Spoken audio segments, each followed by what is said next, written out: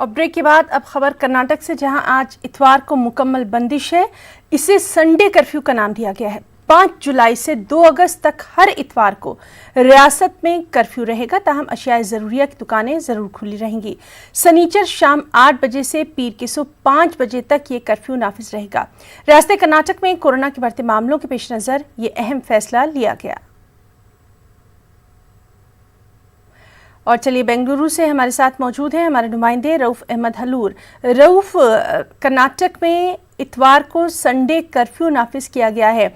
अभी इस वक्त वहां पर क्या इस कर्फ्यू पर पूरी तरह से अमल होता दिखाई दे रहा है?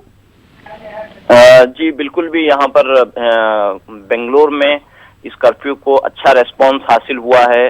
अब 10:15 हो रहे हैं और हम देख रहे हैं कि यहाँ पर किस तरह के इंतजामात किए गए हैं। और तमाम जो है सड़कें सुनसान दिखाई दे रही हैं, खाली खाली दिखाई दे रही हैं। तमाम पूरे जो बाजार, जो संडे के बाजार थे, खास तौर पर सिटी मार्केट के इलाका हो या फिर यशवंतपुर का इलाका हो, ये तमाम के तमाम बाजार इस वक्त बंद हैं। चंद एक जगहों पर लोगों की चहल पहल है। जैसा कि इससे पहले भी कहा गया है कि जो अशियाए ज़रूरियाँ हैं, चाहे वो दूध की दुकानें हों, मेडिकल स्टोर्स हों, इसी तरह तरकारी और गोश्त की जो दुकानें हैं वो खुली रहेंगी।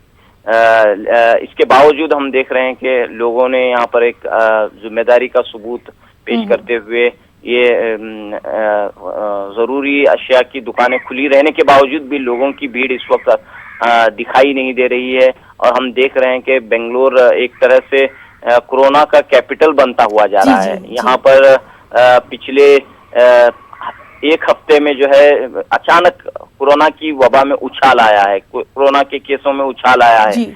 कल की ही बात लीजिए कि 1000 से ज्यादा केस बेंगलोर में पॉजिटिव, कोरोना के पॉजिटिव केस सामने आए हैं। और इस लिहाज से जो है संडे का जो कर्फ्यू इस वक्त जारी है, तो देखना ये होगा कि शाम तक किस तरह असर होगा लोगों पर और इस कोरोना की वबा पर।